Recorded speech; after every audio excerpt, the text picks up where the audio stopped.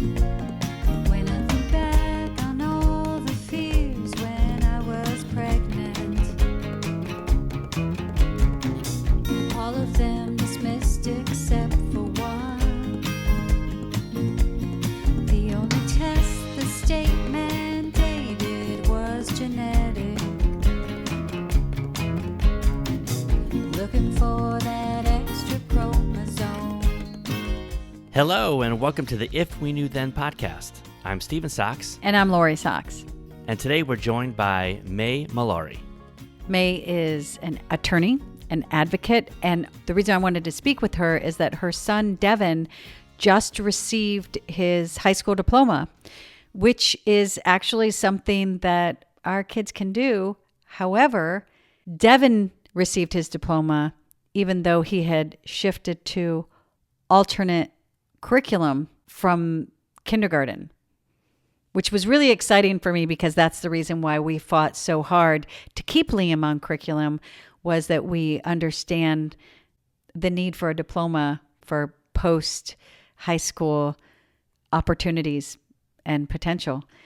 As an advocate, May also provides a lot of information about self-determination through the regional center and different educational opportunities. Now that her son is an adult, there's a lot of insights into the conservatorship and the path that is before us once we graduate from high school. So it was such a delight. It was really an extraordinary conversation. I'm so happy and very informative. I learned lots of stuff, and I hope it provides you with a bit of information that will help bring ease to your journey. So please welcome May Mallari. Hi. Oh, good morning. Hello, May. Hello. How are you this morning? Hi. Good. Actually, afternoon. That's right, afternoon. Sundays. I'm Sunday fun day. Exactly. Good. How are the both of you? Doing well, yeah. Doing well. It's funny. I know, it was a couple minutes before we let you in, and I always get this triggering anxiety of when they switched over IEPs or any kind of meeting to be virtual. How it was the schools were able to translate that anxiety of waiting for your IEP by having you just sit in the waiting room. Waiting room, yeah. And watch the time. So when it was 3:03, I was like, we got to let her in. I don't want her to just sit there. It's like PTSD or something. Don't want to trigger something. I don't even remember when I was this during COVID, the pandemic. Yeah, I remember that. It started virtual stuff. It started during the pandemic. They kind of do that sometimes, and we've talked about this before. They do that in the IEPs, even in person. They get 15 minutes to set up their computers in a room, and then you go in, and they're all ready to go, and there you are trying to put your stuff together, and really kind of rushed. Yeah. This was not your experience? That's interesting that you're saying that because no, it's not. I was in the LAUSD for district. I still am, but for 19 years. And so you can imagine how many, actually, no, Devin started with LAUSD when he was 3. So he started with their, I don't know what they call it, but it's basically their preschool program starting at age 3. So he's actually been there for a long time. And IEPs were always, to me, yes, a source of anxiety.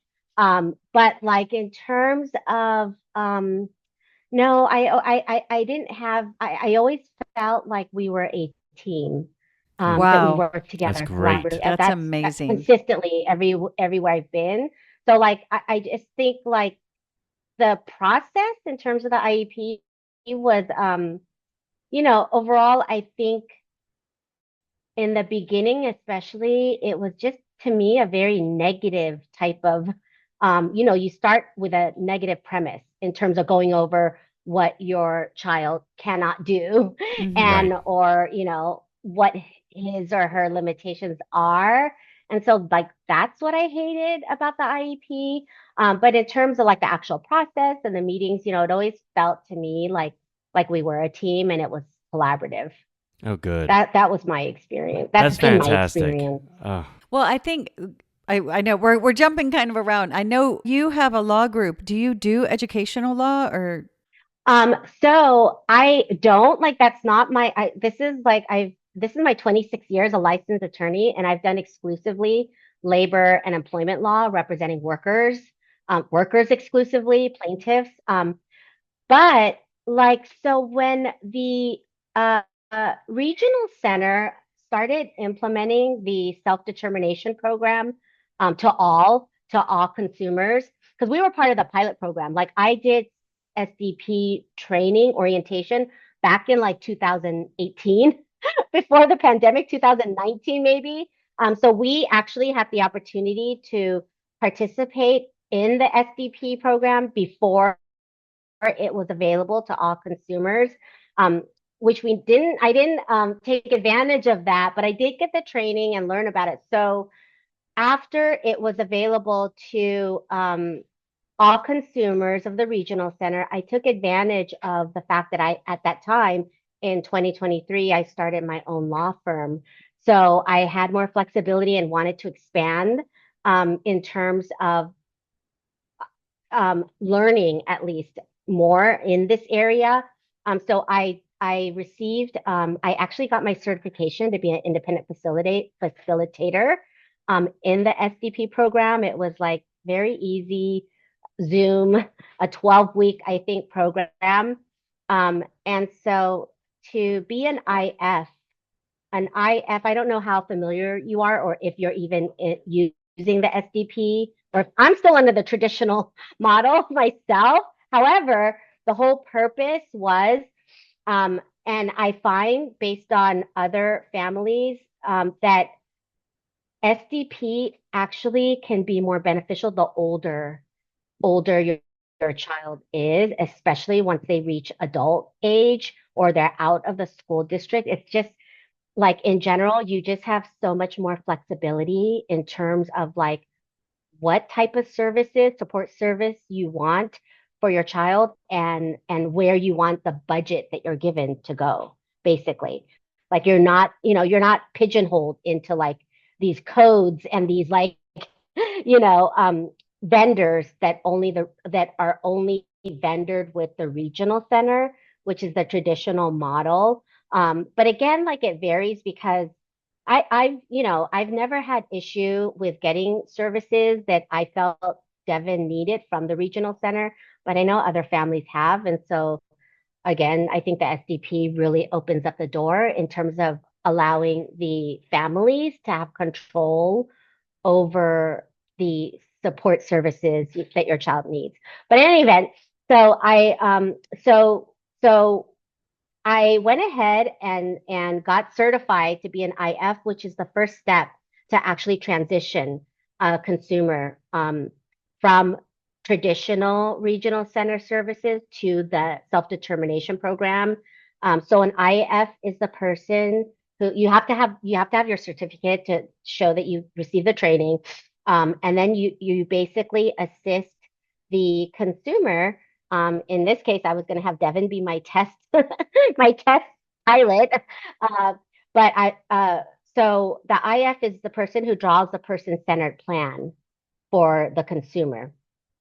So you draw up the plan, which can like there's no template or set way. It's basically any way you want it to look, but it's a plan that sets forth like what services the person needs, and also obviously tells you about the person and you know and like I said, the services that they need, and then you submit the once you have the person-centered plan, you submit that to the regional center along with the IF certificate, the person who prepared the person-centered plan. And then that's the first step. And that's basically how you get started in the SDP program. We don't know. We did have. Yeah, we had an episode, a self-determination episode through Club 21 with Kelly Kutzer Rise, and she explained it, and we kind of like looked into it. But it was really challenging for us, to be honest, to understand. Yeah, and that's when I think we'd hit back on it. We would, because that's when we hit a wall. To be honest. I know exactly what you're talking about, and that's the exact reason why I took it upon myself to get certified because you're probably just like me. I've got like a law firm to run and I've got like a zillion things on my to-do list. And it was like trying to understand to me this like totally different structure in terms of how Devin would get support. And so it was like I didn't even know where to start, even though I'd gone through the orientations, I had a very, very good understanding of what it is and like all the different parts and what you need to do. I just couldn't get it going. And to this day, I haven't, as you can see. However, that like you asked me if I do any sort of special education law or or something like that. And so I was, you know, I I I I wanted to do not necessarily to practice law, but to help other families just like myself who like just don't know or have the time to just take that first step. Yeah, that'd be a wonderful advocacy. Yeah. Yeah. And I think it really is that simple. It's just doing the plan, doing the plan that you feel best reflects your child and what their needs are and what type of what support looks like. And like I said, I feel like it's more beneficial as they get older or when they're like adults because when they're school age, it's kind of all defined, Right. Hmm. it's more clear, I think, respite and OT, PT, speech, what have you, depending on your child. But it's and I was starting to feel that kind of like before, once they turn 18, and it goes by really fast, it just kind of drops off, like in terms of like what are they supposed to do and how are they supposed to be supported and how do you maximize their full potential when it's no longer being, like kind of spoon fed to you through the Hmm. educational system. And so that's why I think the SDP program can really be powerful and for families because it's exactly what the name says. It's self-determination. So it's really focused on the individual and what support they need, I think, to like have them lead the most fulfilling lives. Yeah.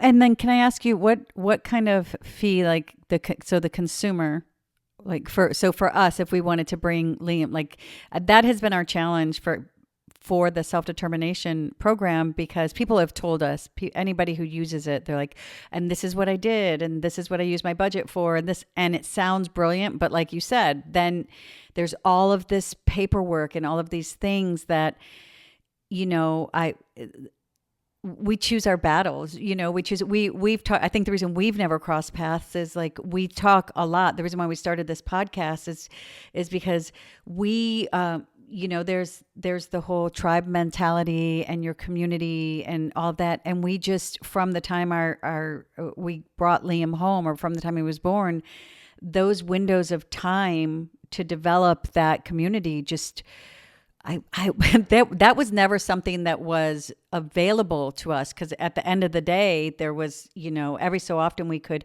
participate in an event, but at the end of the day was so full just from, just all of the services and all the support. You And definitely need help with that. And also, when I think of like Devin being 19, there's also the when they turn 18, then they're is it stewardship, or I'm trying to think of see, we don't know, like that's it, like even Conservatorship. conservatorship. So Yeah. yeah, okay. So let me tell you. So the only reason, and you're familiar with Club 21, and Club 21 has been very instrumental in really because Club 21, when they were founded, the group of families, their children were actually a little older. But when Club 21 was formed, their their priority at the time was to serve the babies and the ones that were like getting the diagnosis and the ones that were like toddler age. So and it's only and because Club 21 just celebrated their 15-year anniversary, actually. Devin was 3 at the time. So, he was able to thankfully benefit from, like I said, all their programs at the time when they were first formed for the families in the community at around Devin's age, newborn to I'd say toddler age.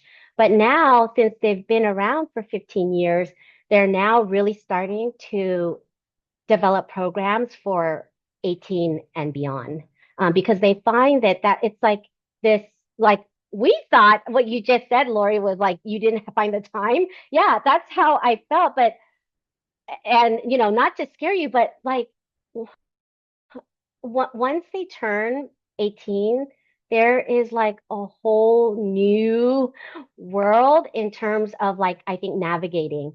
So there's what you mentioned, Stephen, with conservatorship, which which I don't know like how many families, because your son's a little younger, but I feel like right now two different philosophies within the community on conservatorship. And there are those that believe in limited conservatorship, which basically defines like 7 categories, marriage, finances, medical, and I can't remember the rest, but like 7 limited categories where you are seeking limited conservatorship. And that's what I get the sense most people are doing.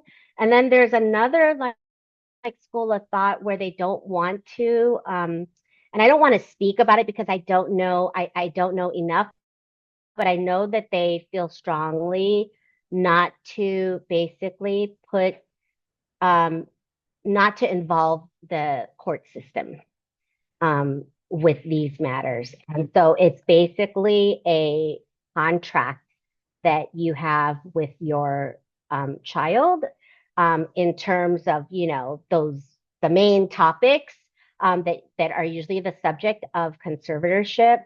And the reason why I haven't done either is because I'm torn.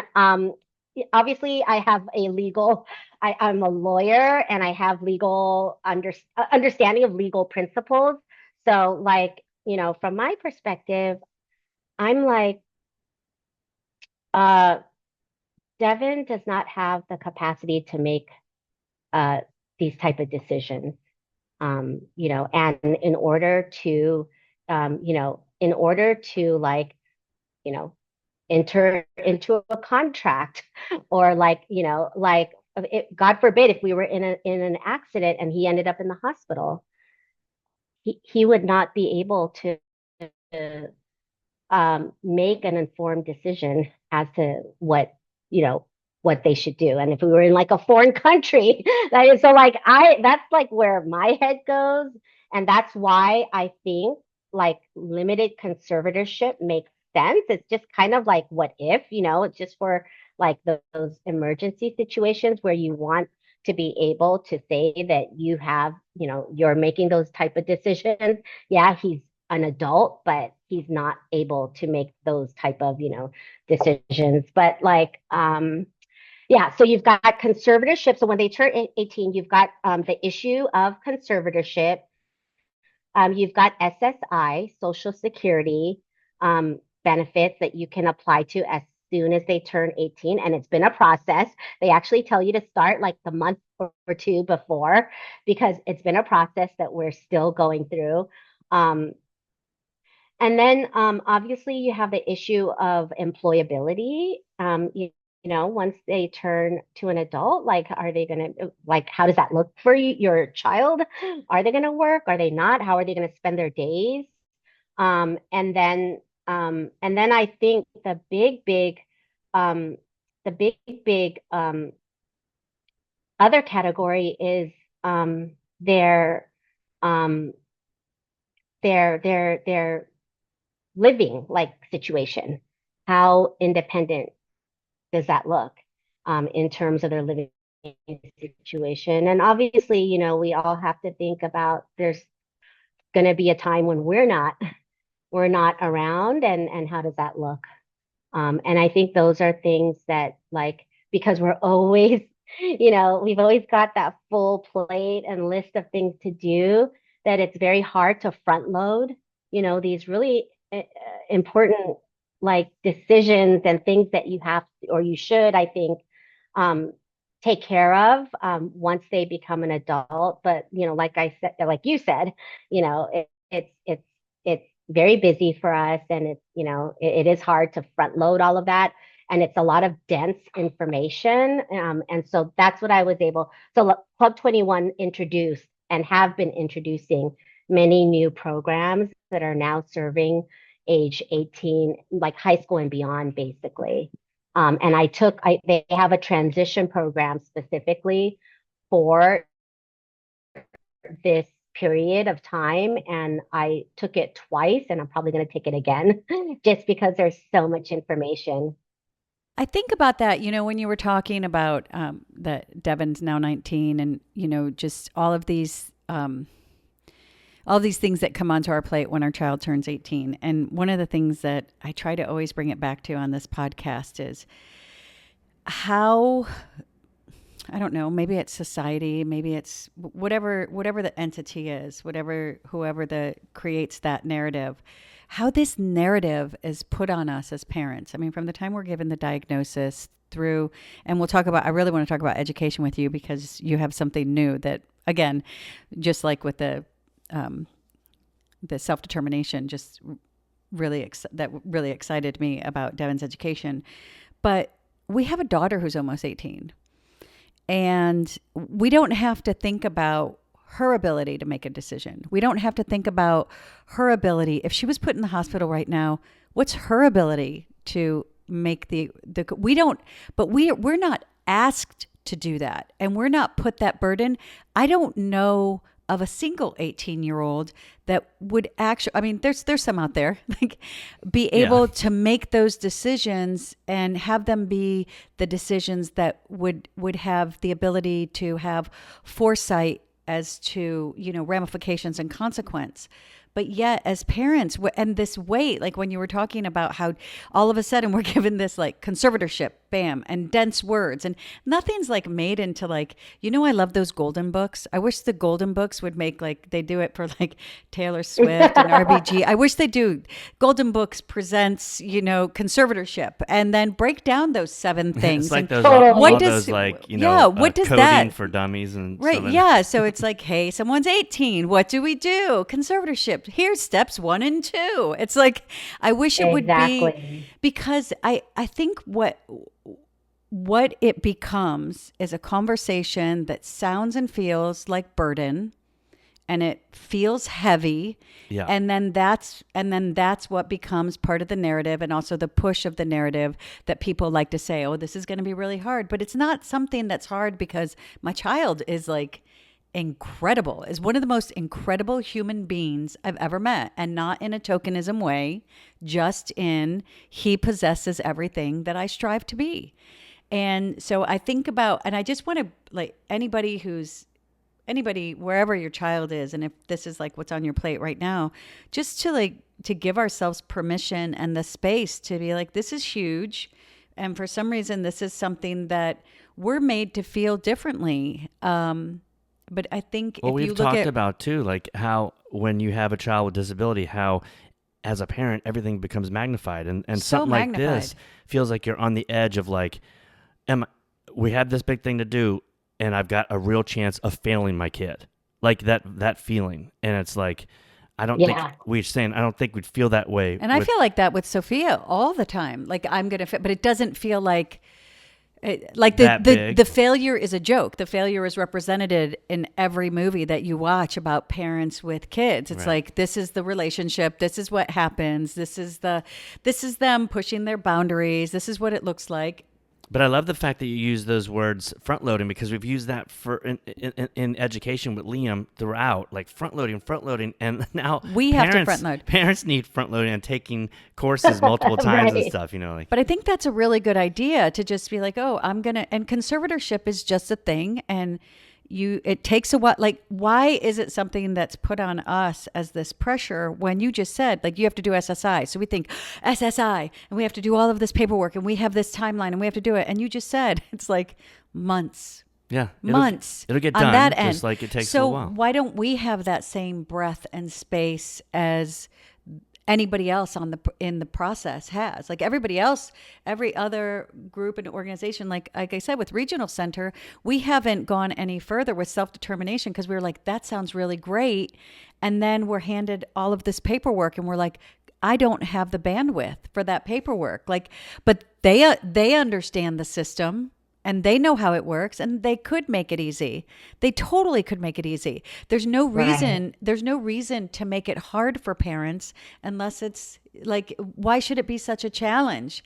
Like, why But is if we get to that thing? point and you are representing people, we'll reach out to you. Yes, can you tell? That's why I was like, tell us how that works, and do they pick up the fee of, because I feel like I don't that's know. I think- that's part do. of. Good. Oh. Okay. Well, we'd Yeah, like they you do. to help. Can you help They us do. with that then? Yeah. And then In the future. because I feel like that was our experience with school too. And I can't tell you, there was a little bit of envy in me where you're like, no, I didn't experience that, because ours was a real like experience. It was a struggle. It was a fight. It was soul crushing. It was the abomination of Liam's fundamental rights. It was being told by administration that their job was to deny him his fundamental right of an education when asked why they didn't provide him with placement in his 5th grade school year. And so that's what ours looked like. So when you say yours always felt like a collaboration, we had to leave and go to a different school that was It did had feel the that way. foundation of inclusion for it to actually be and we were so PTSD'd from that. Like, we'd go into the meetings and be like, and Yeah. then we'd turn off the Zoom and be like, they're lying. Yeah, they're lying, When is it right? going to come down? When is it going to come down the pike? Like, I went into it and it took me a full year for me to put my guard down, because I was just like, I was always waiting. And I'd been there so many times that it's just like my ability to trust the educational system, it was just demolished, and rightfully so. I took a long time going like, oh, I should have done this, I should have done that, but no, rightfully so. If it was like a regular relationship, it would be called toxic. And even for Liam's high school, I read an email and they used one word, and I like wrote back this long going, One word you didn't like. one word that was like a red flag. And then they explained what they meant. They were like, oh no, that's not what that means in this context. They wrote me back a very nice, detailed, connected me with who I needed to be. And I emailed back and I said, pardon my advocacy. There are red flags that I've learned to just call them when I see them. And that's, and so it creates that, it created in me, it changed me as a human. I'd like to keep the advocacy, but the destruction of my trust, I'd like to regain back the anger and just like the nauseum and just complete I was so disillusioned with the educational system because of the difference that the way they treated my son. But then when I took a closer look, I was like, it's not that different of an education that each of my children receive. They just really were cruel to my son and made it seem different. But instead of like, I think that the educational system works on the fact that like my daughter would eventually catch up. But instead of being liable about the fact that like you could tell that my son was behind and not receiving an education. So the shift of blame became on my son and his diagnosis when it wasn't. It had nothing to do with that. So I'm so interested I was happy for you, but also like, I don't know. I'm happy when I hear that not everybody has that fight and that you receive that collaboration, and maybe it's that foundation of a collaboration, which is the reason why your son also, though you said he was taken off curriculum, still received a high school diploma, which is so exciting. Yeah, it was very exciting, and I'll tell you how we got there. But I think in terms of like a couple of things I wanted to just address with respect to what you said. I don't know if my experience has been different because, they know I'm an attorney, and so sometimes I feel that they're not even going to go there because they know that I'm going to fight and that I'm familiar with the laws and my rights and Devin's rights. And so, which is like, it's good. Yeah, I guess it's good for Devin and for us. But like I, also think about it's the families that like don't have, who are not educated and who don't have the resources, and what's happening to those families. I think that, and I think that we've never really had any resistance or disputes, nothing, of like a significant nature, because I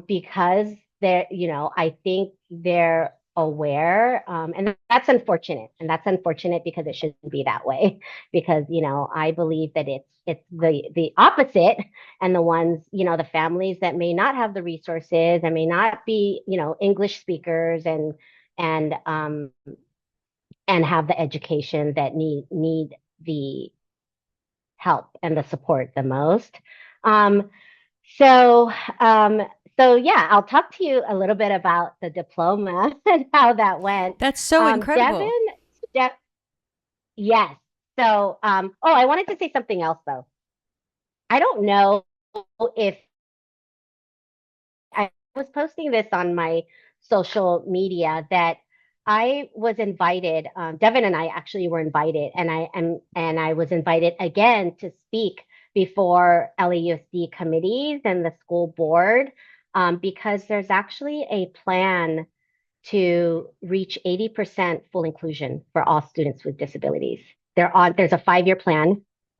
So there's definitely a shift going on right now, where I believe they're in year 2 of that plan, if And this is I'm correct. LAUSD. Um, this is LAUSD because I was asked to speak to the committee on curriculum and instruction. So Devin and I were invited to speak as the student parent perspective, to provide the student parent perspective on inclusion.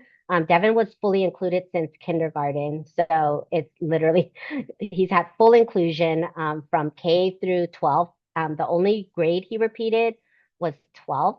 He did 12 twice, and that had to do with the diploma piece. So, so yeah, so there is a major shift going on, and I don't know if like it's being trickled down where the families are, being um better supported now, if inclusion is something that they choose. I think there's a recognition that that's not the best or choice for every family. But to the extent that I think you believe that that's something you want, and you believe your child will thrive in, then I've always thought that like then that's their right. You have a legal right to, no matter how impacted your child is by their disability, in my opinion. They have a right to full inclusion if that's what you think is best.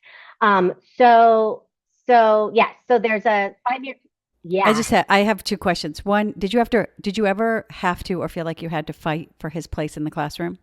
Did they ever try to move you to the special day class? no, Did they ever try no. to pull you off curriculum?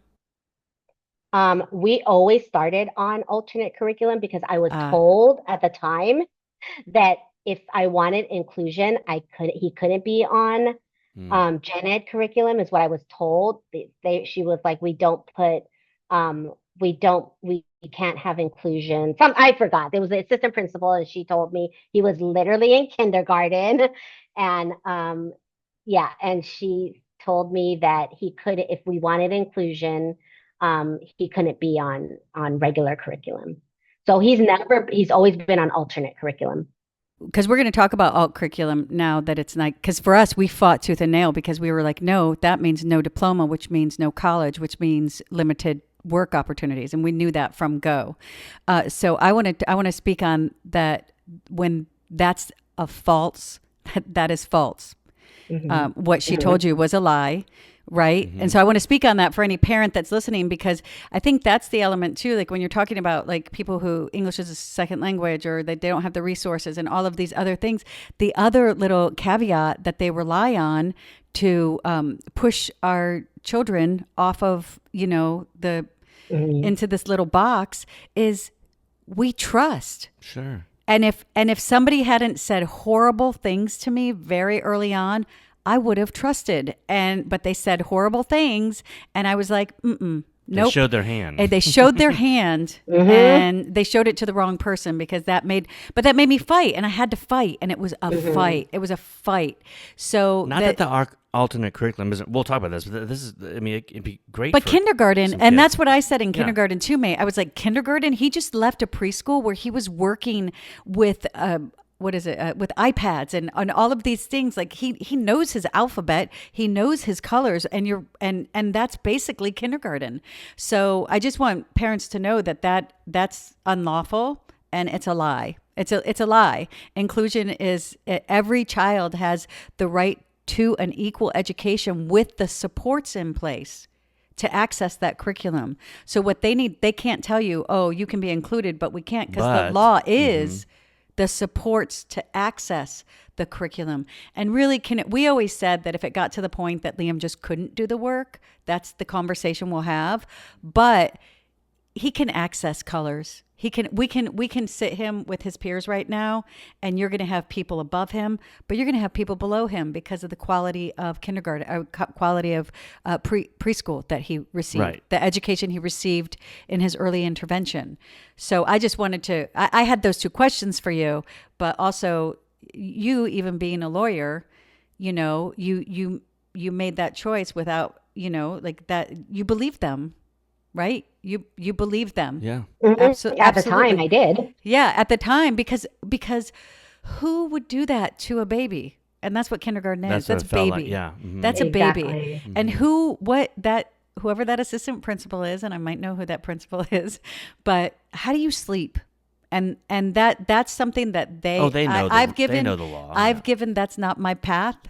I wish you the best, but that it's wrong, and it gets presented to us. We're made to feel like bad parents and bad people. We're made to feel comical at our want for our child to receive equality, a fundamental right of an education, fundamental. And we're made to feel all these things. And because we're so empathetic, and we have this beautiful human holding our hand that's taught us about empathy and love and greatness and ability and strength and courage, we take other people's at their word at that time. The professionals. The professionals. And Exactly. And we can stand in our strength and advocate for our students, and know that that's, as long as you're in the truth. People, at the end of the day, everybody's responsible for their choices in their life, and that is not, I'm glad that's not the path I'm on, and I'm always going to advocate. And if anybody looks at me funny or tries to make me feel bad for advocating for my child, then they don't really have space in my life. And that's not who I answer to. That's not who I'm like. I'm not worried about their opinion. If they're into denying individuals with disabilities equality, then they don't really have a place on like where I'm like, I'm not trying to make them happy. Yeah, but that's Devin was on alt curriculum Yeah, this so entire wait, time. yeah. But yes, that is amazing. Like the fact that, because honestly, I wouldn't pull them off, because they even tried to tell us that, well, you can pull them off, but then if you feel like it, you can put them back on. And I'm like, I don't know. And then Well, person, you know what? That's funny that you say that, because in my mind, I was like, okay, so I asked this, I said, so he can always switch, right? And they were like, oh yeah, he can always switch. And in my mind, I was thinking, and I know that's kind of been the dilemma for parents, is staying on core curriculum, because once you get off, you're on the certificate track. But like, as the years went by, it really came down to, like, to me, I didn't see the distinction. I didn't see the distinction in any meaningful way, because my focus was always like, what are our goals for Devin? Like, what makes sense? What should he like be doing and working on? And so it didn't matter in terms of titling it, whether he was on core curriculum or alt curriculum, because I felt that, like I said, the experience I had was always that it was collaborative, and I did feel like I didn't feel that Devin was that he was being limited in any way. And it was always, like just every IEP, the goals were always came from me in terms of, and just working collaboratively. And that's what we did all those years. And so it was when he was a sophomore that the legislation was passed. It was June of 2022 that basically it's an education code that was passed that allowed a alternate pathway to the diploma. The education code is section 51.225.31, and I'm happy. I could send a memo. I have a memo from the Thank you. Department of Education. We'll put that in the notes. Yeah, Yeah. it was really informative, but like basically it was a memo that was issued um, explaining the amendment that allowed this alternate pathway to a diploma. And But the catch was, so at the time Devin was a sophomore, you had to be uh, in ninth grade or younger, because you would have had to have it in your IEP in 10th grade. I think there were like these certain requirements that need to be met. So what I was being told was basically like, Devin's just a little too late. And so, he doesn't meet because, so the law was there. The law was there, but it was the implementation and the guidance that wasn't. And so because it was such a big change, they literally didn't know how they would be able to certify Devin's diploma in this under the alternate pathway, because it was too new, and they were still, so that's why they had started it with students who were in ninth grade at the time. So so throughout this period, I've been having conversation with James Kuntz, who basically is the I don't know his exact title, but he's the head of special education for LAUSD. Um, and um, and the conversation was, this law passed. He's earned the credit. Devin always, just like fortuitously, because I know some families who like their kiddo is not very academic. So they're taking 4 electives in high school. And that's, just because that's the only way to get them to go to school. And they're just happier that way. But Devin, for us, we've always followed pretty much an academic, like, he took English all 4 years, 5 years. He took math, and he took like social studies or history. And like, we've always taken a regular schedule, just by, I don't know, like, obviously I couldn't foresee that this was going to happen, but that's basically the requirement, to get the diploma under the alternate pathway. You have to meet state requirements. So instead of the A through G, it's the state requirements, which was initially only for example, foster children or military children that were moving a lot or did not have a steady place of, to stay. So that's why the state requirements were, that's that's like why they existed, for these group of students. And then with the legislation, it opened it up for students with disabilities as well. And so the main difference is really just, you get a you don't have to take as much math. I believe you can, algebra is, or it's 1 year less. So algebra 2, you definitely don't have to take algebra 2. I believe maybe just algebra and geometry or something like that. and only 1 year of foreign language as opposed to two. Um, and then everything else he met. So like by 10th grade, he was already like pretty much on his way to meeting. He maybe had like a couple classes from what I remember. And so I basically didn't accept their position, which was they just said, it's a little too late because they needed time to implement it. And I said, and I wasn't accepting of it because to me, it was like it's a lot. It's always those things in terms of like you were saying, Lori. It's like their ability to get a job, you know.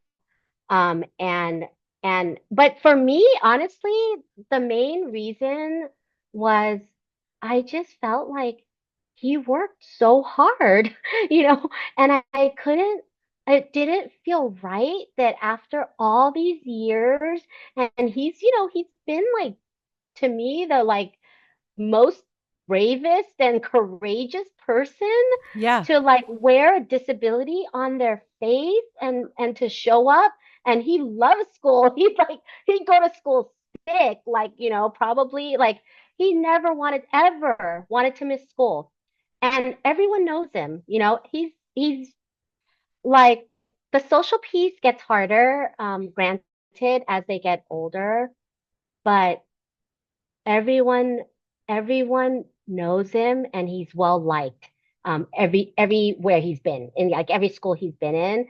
And that's not like me. Like, I'm not the one like reaching out and planning or coordinating hangouts or like play dates. It was all him. It was all Devin doing, and things that he was doing like while he was in school where I wasn't there. And he was, building like bridges and making friendships. And that's just all from him. But yeah, so to me, I just was very not willing to accept the fact that I felt, he had worked hard, notwithstanding his disability and the challenges, and, that he worked harder, like 1,000 times harder than probably the typical student. And so yeah, so they basically said, sorry. This was his senior year. They let him get a diploma. They let him do the ceremony, the graduation ceremony, but he didn't get the diploma. And so because they were saying, the district is waiting for guidance as to how to implement it, blah blah blah. So then, we said, okay, well, we'll come back. We'll come back. He likes it where he is, so we'll come back. That'll give more time. And then, sure enough, the summer that we started this would have been his second year, which is the only grade he ever repeated, of 12th grade. The James Kuntz was, reached out to me, and he's like, you're the first person that I wanted to tell you that basically they changed it and they're not putting a limit on, they removed the whole limit on grade, being in ninth grade to qualify. So How did they react when you said you wanted to repeat 12th grade? they were fine. I mean, what could they say? That's our choice, right? In terms of placement. Yeah, because our students are allowed to go to school till they're 21? 22. 22. 22. Got Okay, it. yeah. So that's so that probably made it easier. It's just so frustrating. I feel like though it's because you have a background in law, and I feel like because you've always felt collaborative, I think that some parents would have given up and just been like, "Oh, okay, that's too bad." And I'm glad it's changed. I actually know there are parents who did that. There are parents who, because we have parents, I know friends who have kids the same age as Devin, who I'm sure they could have gotten the diploma, and they just, They didn't. It's just like sometimes you just get tired Yeah. of fighting. It's just, and that's okay. And that's It is okay. okay. That's Mhm. 100% okay, because you shouldn't have to fight like that. And what I I told know. Stephen was, when you were talking about how you felt, you had collaborative IEPs, so you felt comfortable taking Devin off curriculum, which I have to admit, that would have definitely been easier on Liam because sometimes like some of the teachers that we had that definitely have prejudices, it would have alleviated him from being, exposed to that and us as parents to be exposed to it because I don't feel like I feel like Liam gets the extra work, but the sarcasm and the abstract stuff, it doesn't affect him at all. But we had to keep him on curriculum because in our IEPs, it was always being exposed to us that he wasn't receiving his resource. Cool. Yeah. He wasn't receiving support. He wasn't receiving his education. And then they even tried to just tell us they were taking him off curriculum, even though that's unlawful. Well, we're just going to take him off. And I'm like, you can't. We got out of that IEP and then had to get a lawyer to be like, that's unlawful. And that's, but parents the service don't know logs that. showed that he wasn't getting the supports. Because I think they were just going like, we're not going to do the work because we're going to pull him off curriculum and it won't matter. And that's why we were like, no, because we knew that was the only way for them to be accountable to Liam was for him to be on curriculum because then they're accountable for the grades he gets. They're accountable for him receiving his education and for us, they couldn't be trusted. Like that particular on administration could not be trusted. On curriculum, they were not educated. Like I was like, well, what are you doing to support him in math? And this was first grade, and they couldn't tell me. The resource teacher was like, I don't have my notes here, and I'm like, clearly, which I just want to remind people for math that a calculator is assistive technology that you can get in your IEPs. I always like to remind that because that's like a game changer for math. That's a game changer. Oh my God! But that administration was like so adamantly against a calculator in the classroom. Anything. It's like, are you serious? Really? Yeah. Oh, they were. We're like, oh, do you see how like he's got his times tables, but then like, can we get past like the amount of effort it takes? That it's a bit slower for him. So why not just take that out of the equation so that we can move on to the next type of math? Yeah. I literally have like a fifth grade level fifth grade math level. My math is very basic because that's why I'm a lawyer. But like, I mean, and that's kind of like, with things like assistive technology and math, for example, it's like, I don't remember ever where I applied anything I learned from Algebra 2 in my real life, like work or whatever life. Our kids can use a calculator like it's nobody's business. Yeah. And that's a real life instrument. I mean, like who doesn't make a transfer in their bank account and just double, like I'm going to do it on my calculator. What am I going to do it? Pencil and paper? Exactly.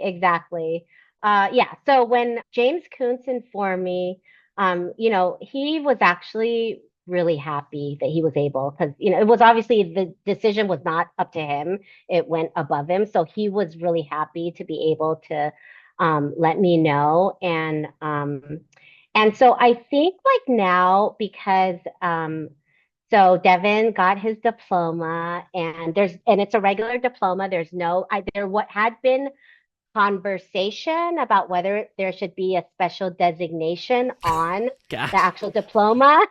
They're like so like an asterisk or something. Yes, like a star sticker, oh my God. Something to show that it's an alternate pathway diploma. Luckily it didn't go into effect. So it's a regular diploma. Nice. It's just, to me, it's like, I just want parents to understand. I think like if we all stepped away, because anytime I tell any of these stories to people who this isn't the path they're on, they're astounded. Yeah, they're dumbfounded by it. Why does that matter? Like he got a diploma. I mean, I've always looked around his classroom, and there's people on both sides of him as far as like ability. And I always tell the teachers, I'm like, with his supports in place, he's always A, because he has supports, and those supports allow that to happen. And it's almost like teachers get mad. Some teachers get mad and think that he shouldn't get a better grade than that person. He shouldn't receive a better merit. And it's so archaic. And I'm glad. So I don't know where that conversation started with the diploma. I'm glad. I'm really looking forward to bringing that into my conversation this week at the school. I will say, like when you said about inclusion for LAUSD and since you're going to be talking about, I've also seen a new push. I've for not inclusion. I've had conversations with two different parents where the principal of a school has said maybe this isn't the best place for your student, and LAUSD now has this other place that they're opening up. It looks like for students who maybe don't fit in the classroom, so it's not inclusion. So that is a conversation that, and I can on the side send you that information. But a friend of mine there, that was, Well, if they're saying 80% in 5 years, then they can also be like, hey, we're gonna. I just we don't. I have a- trust issues Well, because that is honestly, also a 20% goal for non-inclusion. yeah, but I know it So, should be so 100. there's gonna Yeah. be there's gonna be some place that they'll be gonna be pushing 20% of the kids to a position, Yeah. just as But much as to they're me, pushing that's like 80% that. to another position. Yeah, but to me, like I think about the days of institutions and how that started out as alternate education. That was basically like special day classes, and it became the institutions, that were Yeah. exposed. So I get and the reason why we've always advocated so hard for Liam is anytime they've tried to push him somewhere, which I do believe that special day classes definitely have their need. Like there is a Yeah, need there's a there. need. There's a need there for smaller classrooms. There is a need there for less stimuli. There is a need there for space. They just tried to push my son into it when it wasn't his need. Yeah. Right. And anytime they did that, like that has such an adverse effect on my son because my son will rise or fall to the bar that he's at. Like that, and that like in a really big way, he will rise and fall. And I believe that is, developmental. That is going to continue until he gets to a very specific part of, adulthood through puberty, through development. We're all exposed to that. That's why there's peer pressure. That's definitely a thing. So that's a side conversation and something that I've been meaning to look more into because it was upsetting to me. Parents shouldn't be told that, because the right and the law is it's a fundamental right to an equal education with the supports in place, and to be told by I guess it would be higher than administration, like from someone from the district, that this isn't the place. Right. That's a giant red flag. That's like, and it might be great, but it doesn't sound great. And I like to call lack of inclusion what it is, and that's segregation. And anytime you start to offer up segregated classrooms, I need to know and I need to see that is best for that my it is kid. best for my kid, and why that's best, and what lengths have you gone to make that best. And those are the questions that parents need to be asking, because you're right, your fundamental right to an education is there, and they need to prove it's better for your child. Otherwise, and you get to make the ultimate decision. It's your I decision. agree. Yes. And, let me just share like an experience we had when Devin was in first grade, because you know how they offer ESY to our kids. And the LAUSD was basing their ESY classes on eligibility.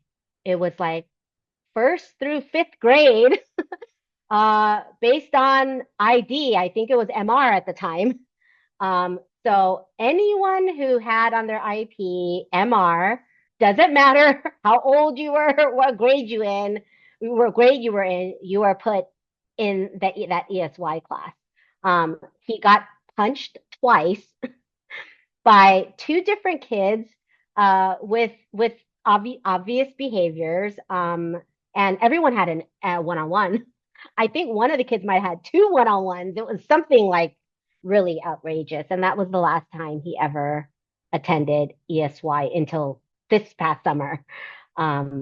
Because of that reason, I don't know if they've switched things since then, but that just shows like clearly that's not the right basis to, if you're going to offer a meaningful summer session, why would you mix kids that are like, first through fifth grade based on their eligibility and expect that they're going to have any type of meaningful experience or instruction?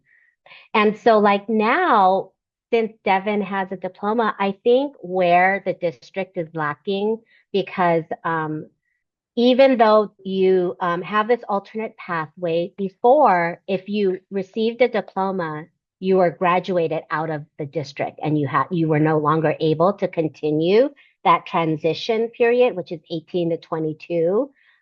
You wouldn't be able to if you previously were able to get a diploma. But now, because of this new legislation, they're allowed to stay in the district for transition services or to make up credits. Like, let's just say you want to get a diploma, so you're allowed to continue to take the credits that you need to get your diploma, or you can go to a transition program. But like, so what I was finding a little bit challenging when we had to figure out what he was going to do next was that there's no inclusion after high school with the district. There's no program. They have like I don't know if you're familiar with CATS, and I don't know what it stands for, but it's basically where they are still with the district, but taking classes, for example, at Pierce College or some college campus, but it's not quite inclusion. It's like it's not really inclusion. So I feel like that's kind of where what's missing is, after high school.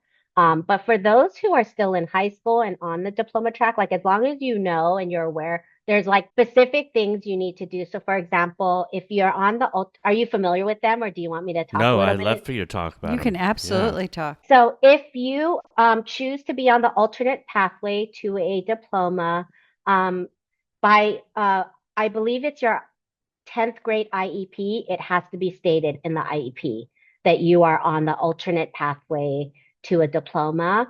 By 11th grade, there is an alternate assessment. I forgot the name, but it's a test and it's considered an alternate assessment that needs to be done in 11th grade. You have the state requirements. So, like what our school did, Devin was at the LA Zoo Magnet. The counselor sat down with me and he had a list and he had the A through G and he had the state requirements. And we went through one by one to make sure that Devin, had all the credits that he needed to meet the state requirements. So you want to make sure to do that. And like I said, the difference from what I recall was just less math, 1 year less math and 1 year less foreign language. But everything else was pretty much the same. And just like by chance, Devin's never, like he's always kind of taken all the regular academic courses throughout all these years. So we were lucky in that way, but that's basically it. So as long as it's stated in the IEP by 10th grade, you take that alternate assessment by 11th grade, and then you make sure that you have the credits to meet the state requirements. Yeah, that's it. That's amazing. So that seems defined for a student that is in the alt curriculum. It like in Liam's case, he's not yet. He's not, and we kind of go year by year at that point. But if by 10th or 11th grade we're teetering on if we would do an alternate curriculum or not, would it be like if he's in 11th grade and they go, well, let's try an alternate curriculum. We're going to say no. He's gone too far. He wouldn't be able to go through the alt pathway. I think now that we're having this conversation in every IEP, especially if they're collaborative, which we will have, is that you have the conversation that Liam is on path for a diploma. He's not yet on alternate curriculum. He has all the supports in place, and he has until 22 to get his diploma. And so we work at it because Liam I think he does do geometry. I mean, geometry is, what he's been doing for the last 2 years has been algebra and geometry. And with his So there's students that would go through 12th grade and maybe do multiple times until 22 is the cutoff of getting these credits. But up until now, a diploma hasn't been. It hasn't been anybody's priority. It hasn't been part of the conversation. Like and also whoever has advocated for the changes that made. I just. Oh my goodness! Kudos. Blessings on your life. Gosh. I mean, because that was something that I'm like, this needs to change. But like we said, we can't even do the self-determination for the regional center. I mean, it's like, Yes. like Right. I won't have the energy to advocate that until we're close to graduation. Yeah, Do you know? exactly. I do feel like what you're saying is like, what about, there's that funding for the last, however, up until 22, that should go towards college credit. And the conversation isn't going to change and the narrative isn't going to change until the changes are made. Like now we're going to have years of individuals coming up with their diploma. So now they need to be able And to support to explore set up and for support like certain age. Exactly. you know what I mean? It's like, I think it's about having an inclusive world and having us have lenses of inclusivity that we look through across the board. So it shouldn't be this special thing. It shouldn't be something, but now we're going to make you jump through hoops. Or I think when inclusion and an equal education was first put into place, it was a long time ago when also life expectancy and all of these things were so different. I mean, and the people that went to college, that was a very small group. So it wasn't like a fundamental right for everyone to go to college, because that's just not what happened in society in 1948. Like that's not what happened. Exactly. So Now it's trending back to that. well, but it needs but the opportunity needs to be there, because my daughter does not want to go to a university, but my son might, right? And so he needs to have that same right to make that choice as my daughter does. And I was always just, I had a teacher one time in elementary school come up to me and say, actually, but he's not here for an education, right? He's just here to socialize. And that was just like that anybody would ever, like, he can socialize so many other places. I know. Just so you know, school is not the best place for socialization. Out in the real world where people actually see him and he can be selective about the people he hangs out with and people right. know who he is, that's cool for socialization. Being in a place where people judge him as less than is not the socialization, right? Right. So, Right. so I think that's the next, maybe that's the next piece of the puzzle that needs to be changed, because we've always heard of these programs and people get really jazzed about them. Well, the college programs? Yeah. And when I hear about them, I'm like, that is not equality. Like, but it's the first steps, and the first steps are always sloppy and messy, but at least the first steps, we fall down a lot, but at least they're being taken. Right. So maybe that's the next thing. Yeah, I mean, we heard a lot about like Clemson life and different things, but then it's very David. expensive. Yeah, it's like on top of your tuition is this whole nother thing. And Yeah, because I do employment law, and I remember doing research into jobs and how many corporations don't require a high school diploma. And it's very few that hire without requiring minimally a high school diploma, as you can imagine. So, and I think Amazon made news because I think they've just been added to the list. So I'm not sure how I feel about that, because Amazon I'm a workers' right advocate. So I don't know if they're like the best work environment, but they've been added on to the very small list of large corporations that do not require a high school diploma. So I think this alternate pathway has opened up the door immensely, especially for families and people who actually are going to be dependent on them being able to work.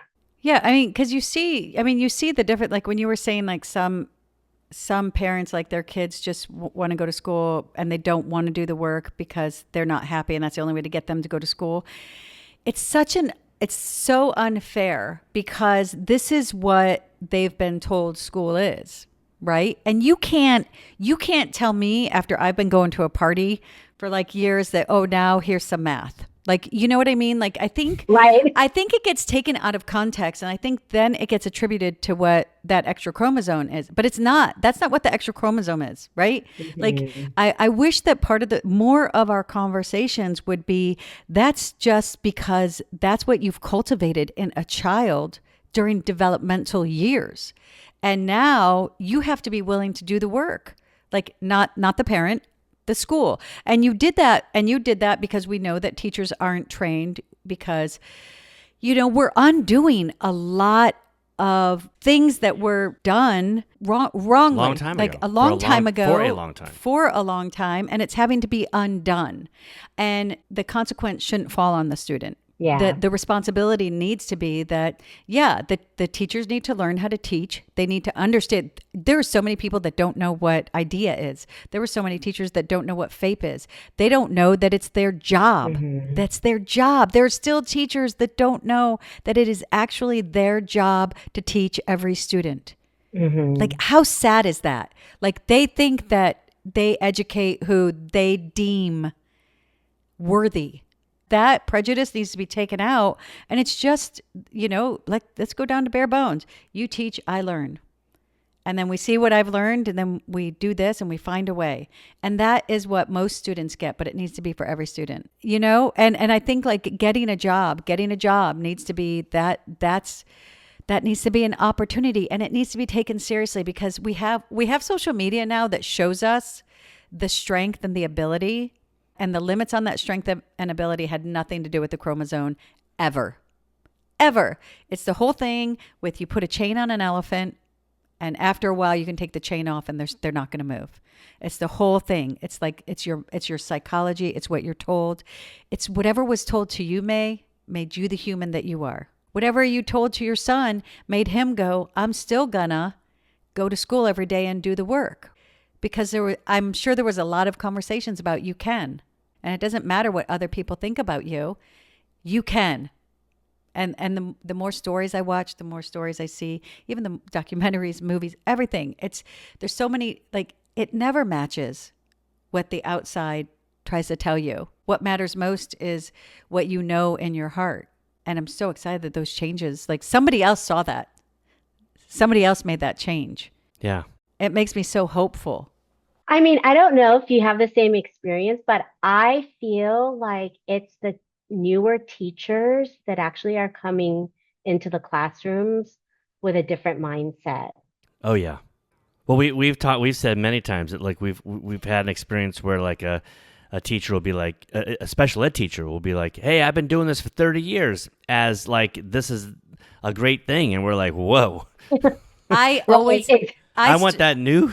Yeah, that new teacher. I started to tell them that doesn't bring me comfort, because, like, Right. Does that mean you're retiring? That would be nice. because we can look back to 30 years, and that's like that. It's different now. Exactly. But all those great new teachers are bringing out this hopefulness and support, and then you can see it. You can see all the great things that people, let's be specific, people with Down syndrome are doing. I mean, we see it in the news, we see it social media, like you said, Lori. Like, you see all these great accomplishments, things that have never even been thought would be possible, and it's obviously just supporting somebody. We don't know someone's potential until we give them all the supports, and they show us. Right. We can actually define someone's end game if we want to from the beginning, and that's kind of what has been going on. Is we will define where you'll be at the end of 12 years, and we'll we just sure have it set. Yeah, you know? and it's been ushered that way. It's a whole big thing. Yeah. But you're right. Like, I love the new teachers, because the new generation, like, knows inclusion. Oh man, they do. They know inclusion, Exactly. Acceptance, they know and equality, empathy, and empathy, and all of these things that they get. As soon as I start, they laugh at me, because when I remember the first time someone called, I guess, a millennial a snowflake, and I was like, oh, it's so beautiful. Every she was like, because every snowflake is different, and we're all so different. And then and someone was like, and they melt, and I was like, yeah, but when they melt and then they reform, and they're so, like, they grow, they're just like, I thought it was the greatest compliment. Stuff, yeah. I was just like, that is so it's beautiful. Like, no, it's someone, but calling someone a name, and it's not very nice, but it's like, I find that this, like, I don't know, like, all of the, I think we've seen where the mentality of thinking that you're better than someone gets humanity, and nobody is better than the next. Like, we're all equal. We're all equal we should have the equal opportunities to prove who we are across the board. Across the board. And if there's a person who needs a ramp to get to where that support, You build it. that you build the ramp and you let them in the door. And that's basically across the board for everyone. Well, the game changer was once the school, and it took us moving from that elementary school.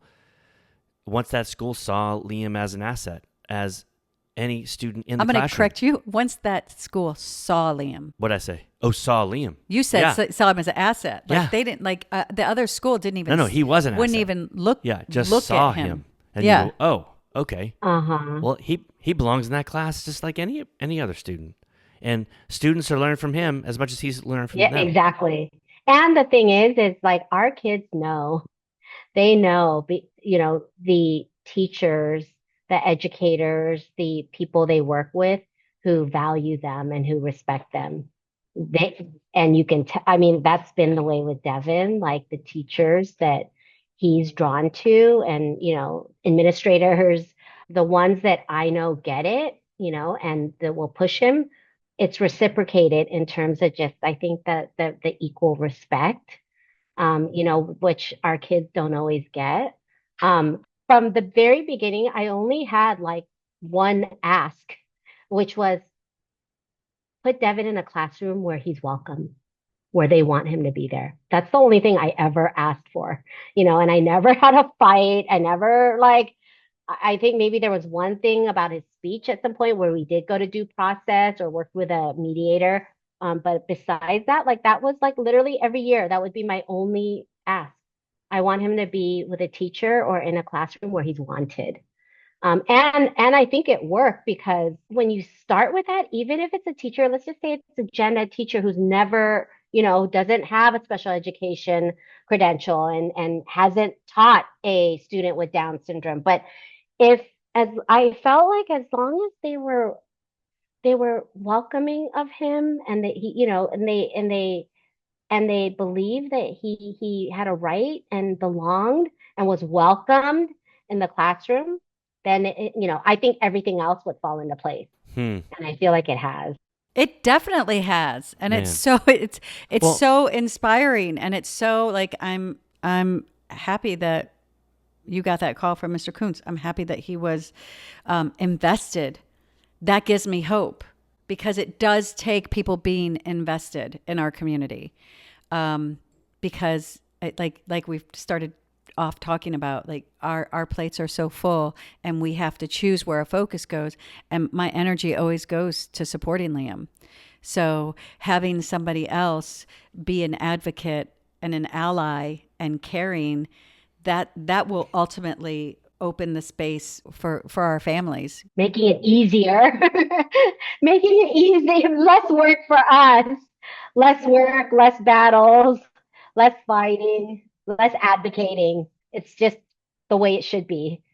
And as the attorney you are, I mean, you do have a view on employment. And what do you see? Like, what do you see for Devin? Like, what's his interest and what's his future years like for, like, I don't What know, does in he wanna do? education? What What does does he he want to wanna do? do? You know? Yeah, so we're still figuring it out. He has an older brother that he idolizes who just actually graduated. So he witnessed and saw his brother go through the whole college, living in a dorm, working, and he's said that he said he wants to. He's verbalized many times that he wants to go to college.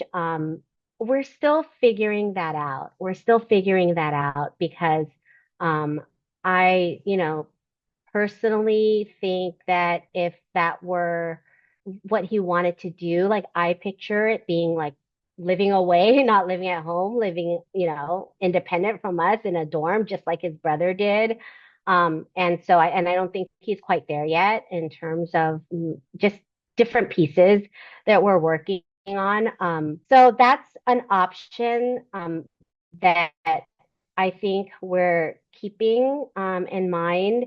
And then, I in terms of work, like I feel like there's definitely something out there that he's gonna enjoy and and it's gonna be meaningful work, but we haven't figured out yet what it is. I don't know how familiar you are with the CTCs with LAUSD, the Career Transition Centers. They're basically, like I said, I think my hesitation was, the inclusion piece falls off once they're done with high school. There is no program really out there for that transition period that is inclusive. But the CTCs are focused on vocations. And so he's going to be attending Miller, which basically the way they're set up is that they have what they call different strands, which the strands are actually different vocations. And depending on the strand, they're actually going out and like some are working like in the store. So for example, I think there's a textile strand. So in the classroom, they were like doing all kinds of actually really cool stuff, which they sell. So it incorporates kind of real life retail type of work where you have a cash register, you're selling things. But and like for example, as part of the program, you'll go out and you might work at Joann's, or is it Joann's Fabrics, or the big fabric store, and do that for a few hours. And so that's how the CTCs are basically the way they work. But they're I was really actually impressed. I was hesitant because I knew it wasn't inclusion, and that, this is just the transition, where he wasn't gonna be like with typical peers, the way he's been his entire, K through 12. But it was pretty neat, at least the way they had it at Miller with respect to like getting them exposed to the field. You're saying how not being with typical Peers. peers, but it seems very typical to like not exactly know what you want to do after high school. Like Yeah. to have a transition there. I mean, like Totally. there's tons of kids, that are taking gap years and figuring stuff out first, and so yeah, you just I think there's space Figure for it it to out. become inclusion. I think it should Sure. be inclusive, and I think in Yes. like 10 or 20 years they're going to say what? Like I don't like the fact that they have it. That's great. I think that we fight the battles as we have the energy and as the advocates come along, but that needs to be something for post high school. I mean I sure. think that energy needs to go into, why don't you take like what most people will say to their kids that try to get them, that if they don't want to go to college, they'll say, why don't you just take a few hours at the community college? And there needs to be like, if you've done the work to get your diploma, there needs to be the space in the classroom to sit and learn with your peers, because everybody learns at their own rate. And I know it's not popular, but I just believe in inclusion, right? Like like all around. And it's definitely not just for my son. It's for the people that he's going to be surrounded by. But it does also make the world more inclusive, because then all of that stuff melts away. All of those misperceptions, they just get extinguished pretty quickly. Everything that people think that they know that they don't know, because the truth is very few people are exposed to individuals with Down syndrome. Like that's just because of the lack of inclusion, because of the fight to, that happens with the diagnosis. Like very few people are exposed. And I always see the good in anything that is new and is showing us the first steps. But yeah, one day that program will be just the Yeah. program offered will be different, and it will be like, Sure oh will. yeah, Yeah. we're doing this wrong. And then those people can make the changes, the people who are in charge of those programs, just like someone did with the diploma. Yeah. I mean, that's so Exactly. epic. That is so that makes my heart feel so good for new parents going into an IEP, because I also think that the pull off inclusion, that fight, I think that's going to be diminished, because there's no reason for it, because they're not taking anything away. They're not taking Exactly. anything away. Yeah. It's like, we're just going to find you're still going to get a diploma, but we're going to do it this way. And then that probably will go away, because they'll be like, oh, that's what IDEA is. It's the whole thing. That's the whole, and they're going to see, Right. they're going to take the long way around Yes. to realize that it's been there since 1970s, but they're going to find their way. And that makes me happy for the future. That makes me happy because then you're going to see a generation of individuals with disabilities and Down syndrome that they're just part of the community and they have the same opportunities as everyone. Yep. And I've always thought the same thing. Like I was like, the world exists and he needs to fit in it the way it exists. And like the more exposure that, like you said, people have, and the more we, like when he does get a job, maybe it's going to be someone who, knew Devin back in school, or another student with Down syndrome, and they got to know him because, like I said, he made friends. Everyone knew him. And that was all, he just needed to be given the opportunity to be able to be like included in the school community. And our kids are more than capable of showing who they are and what they're capable of if they just have that opportunity. Well, I look forward to the day where someone comes across this podcast and this catalog of episodes, and they come to this episode and kind of roll their eyes about inclusion after high school and just go, man, look, can you believe that was a hurdle that someone had to jump through? Yeah, I hope. Would really want to see that. Thank you, May. I'm so glad that we got to meet you. Thank you for having me. Thanks for being a wonderful advocate. Thank you. Bye-bye. Please follow us on Twitter at If We Knew Then Pod, and you can drop us a line on our Facebook page at If We Knew Then Pod, or visit our website, ifweknewthen.com, to send us an email with questions and comments. And you can join our mailing list there and get alerts of future podcast episodes. All these links will be added to this episode's show notes. Thank you again, and we look forward to you joining us on the next episode of If We Knew Then.